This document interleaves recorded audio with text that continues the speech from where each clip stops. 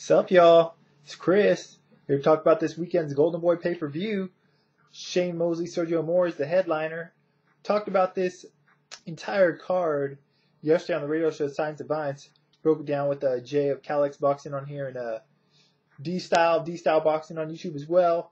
So, not going to go super in-depth because if you'd like to hear more of the breakdown, you can go back and listen to the podcast of the show yesterday. Probably just reiterate a lot of the things I said on there. So if you listen to that yesterday, it's probably just going to sound like a lot of the same things you already heard me say in regards to these matchups. So no new revelations here on my part. First off, $55 pay-per-view. Not sure it's worth $55 in my personal opinion. Think that's a bit pricey, but if nothing else, I'll give Golden Boy credit for stacking up the undercard. I believe it's also available at the theaters. So I think that's a pretty good deal. $15-20 go see it there. That's a good deal. One good thing about this fight, though, it is being held in Staples Center as far as the marketing part of it. I think they're trying to replicate the crowd and atmosphere of Shane Mosley's fight against Antonio Margarito a couple years ago that sold out the Staples Center. Not sure if it's going to do that level of business, only because Sergio Mora is not quite as popular with the hardcore Mexican and Mexican fans from Mexico as Antonio Margarito is.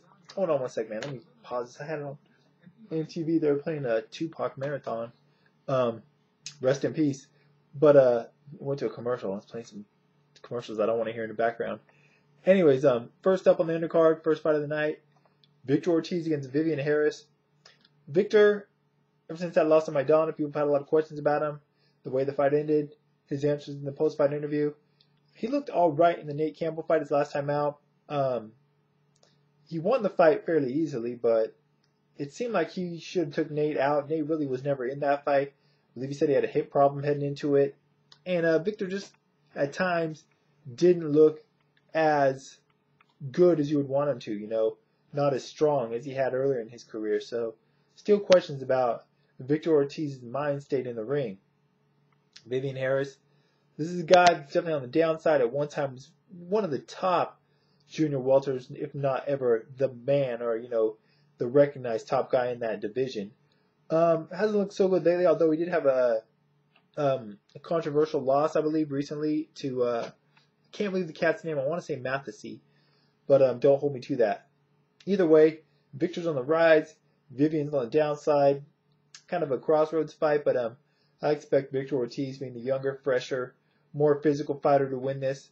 But if Vivian Harris can make one last stand, he could test Victor Ortiz's psyche in there. But either way, I don't think it's going to be enough. I got Victor Ortiz winning this fight. I'm going to say by decision. He couldn't put away Nate Campbell, who really had nothing to offer.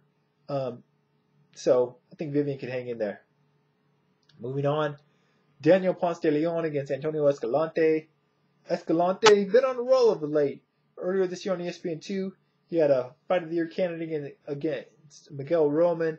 Definitely one of the better fights of the year action fights. Ponce de Leon, very unorthodox fighter, I guess, to say the least. Not very fast, pretty slow in there, but he does bring some power, if nothing else. This is a good matchup on paper, Either guy can win this fight. I think I'm going to favor Escalante, only because he's a more versatile fighter. He can box and he can slug, as we saw in the fight against Miguel Roman. I think it's in his best interest to box this fight, but unfortunately at times, as we saw in the Roman war, that he lets, his inner Mexican come out, or, lets that machismo get to his pride, and he'll go in there and engage in wars where it may not be served in his best interest.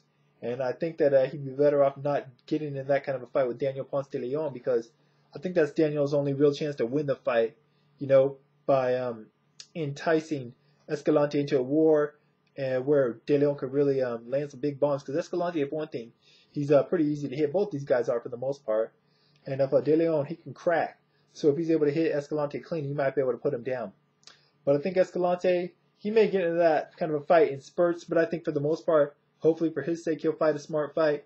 And if that's the case, I think he can win by decision. But it should be a good fight. Probably the best fight on the card, in my opinion.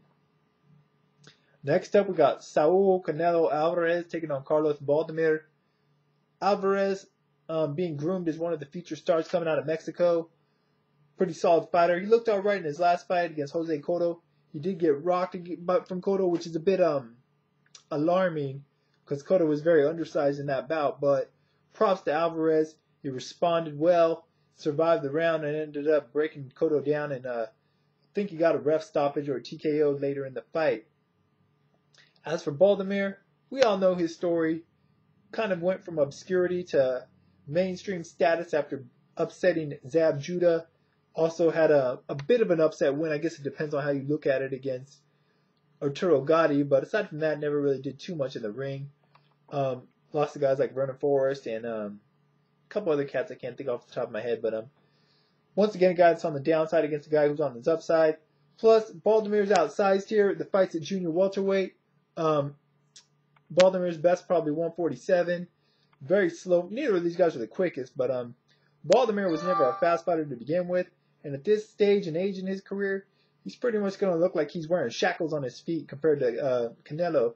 So I favor Canelo being the bigger, stronger man to outbox him, outspeed him, outwork him. Baldomir's a tough customer, though. He's definitely a tough fighter. So I don't know if Alvarez is going to be able to get him out of there. Baldomir's got a head like a freaking cement block. So I think Baldomir can hang for all 12 or 10. I don't know exactly how many rounds it's scheduled for. But bottom line is, I expect Alvarez. This is more of less a showcase fight for him. It's good for him to get the rounds in there, though. Good test over a former world champion. But no doubt that I think Canelo Alvarez is going to win this fight by decision. On to the main event. Sugar Shane Mosley against the Latin Snake, Sergio Mora. The advertisement for this fight is, can Sergio Mora be the first Mexican fighter to beat Shane Mosley? I know when I first saw the ad for this, I posted on Twitter. I'm like, really? No. But and I still am sticking with that. But I will say this. First off, Sergio Mora, very polarizing fighter. Seems to not have a lot of fans. Particularly hardcore boxing fans don't seem to like him. I don't know if it's because he was on the Contender or what it is, or if it's the style. But personally, I like the guy. I'd never really seen him before the Contender, but I became a fan of him through the show. I liked his personality. I like the way he fights. I think he gets the most out of his ability. He doesn't have a lot of power. He's kind of quick, but he doesn't have anything special, about him as far as a boxer. But he, like I said, gets the most out of his ability. Coming off the loss to Vernon Forrest no, he's not coming off that loss. He's coming off a win over Calvin Green. It's kind of a, get back in there fight. Before that, he had those fights with Vernon Forrest. He was able to win the first one, but the second one, Vernon Forrest came back and really shut him down. The thing about that fight, the rematch with Vernon Forrest, is he looked really gaunt, kind of weight drained at 154, where this fight's at. So I don't know how the weight's going to affect Sergio Mora. He took the fight. I don't know if he just took it I don't think he just took it for a payday. I do think that he believes he can win the fight. But I don't know how fighting at 154 is going to affect him.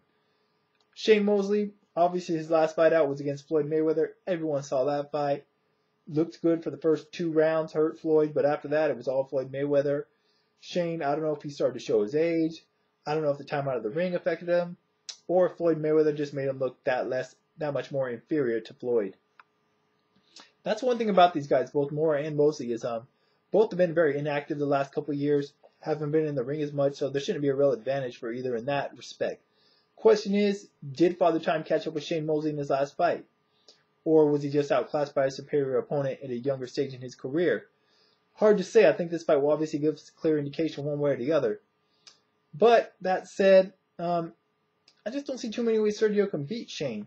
Maybe I think he can outwork him, because Sergio does throw a lot of punches. He doesn't have the power to take him out, that's for damn sure. There's no way that Sergio Mora is going to get a TKO or a stoppage in this fight unless it's by a cut or something. But maybe Sergio can outwork him and win over some rounds, but he doesn't really have the kind of power that's going to stick with a lot of the judges. Whereas Shane Mosley, the guy does have showy punches, does have flashy punches, does have power. Obviously looked bad in the Floyd fight, but the fight before that against Antonio Margarito looked excellent. And, they're billing it as whether Sergio Mora can be the first Mexican to beat Shane for a reason. Shane Mosley has more or less owned Mexican fighters throughout his career. And more of his best performances have come against Mexican fighters. He's had really good fights against Oscar De La Hoya, Antonio Diaz, Antonio Margarita, and so forth. So this should be a good, exciting fight regardless. I don't think this is going to be a boring stinker fight, which I know sometimes people think that Sergio Mora is capable of. I disagree, but just my opinion. Anyways, I think Sergio will start out fast, But I think as the fight wears on, like I said, unless Father Time's caught up with Shane Mosley, which I'm not for sure just yet. I'm going to say no. I expect Shane to start, getting in his groove, 4th, 5th round, to start taking over at that point. I think we'll see some pretty good sustained action and exchanges at times. Shane can hurt Sergio, but I don't think he's going to hurt him or, hit him with anything that's going to take him out. It'll be interesting to see if either of these guys decide to go to the body, who it may affect more down the stretch. Never thought 154 was the best weight for Shane. I always thought it was best at welterweight, but going up in weight, I don't think it's really going to affect him too much. Maybe stamina-wise down the stretch a little bit, if at all. But other than that, I don't think it's going to be a problem for him. So he carries the weight well. So I'm going to go with Shane Mosley to win this fight by decision. I think it should be a competitive fight, if not too close ultimately. I know it kind of contradicts what I said on the radio show yesterday, but, had more time to think about it and process it since then. Either way, Shane Mosley by unanimous decision. Hopefully a lot of Mexican fans show up. Hopefully a lot of Shane Mosley fans show up when we have a lively atmosphere in Staples Center. I'll be back on Sunday, not on the video, but on the Science Vines radio show to talk about this card. You can email the show, sciencevines@gmail.com, or you can call in 347-637-3025 if you want to talk about these fights on Sunday. Sorry about anyone that's yesterday's show. Sorry about the technical difficulties. The show cut out about 50-minute mark. I don't know what happened. Blog Talk Radio. Not my fault, but hopefully it won't happen again in the future. Anyways, that's it for now, guys. I'm out of here. Like I said, I'll be back on Sunday to talk about these fights. Let me know what you think of the card. If you plan on checking it out, plan on ordering it. What do you think of the main event? Do you think Sergio can be the first Mexican to beat Shane Mosley? And what do you think about the undercard bouts? That's it for now. Put a link for the radio show in the information part as always. Link to my Twitter as well. And until next time,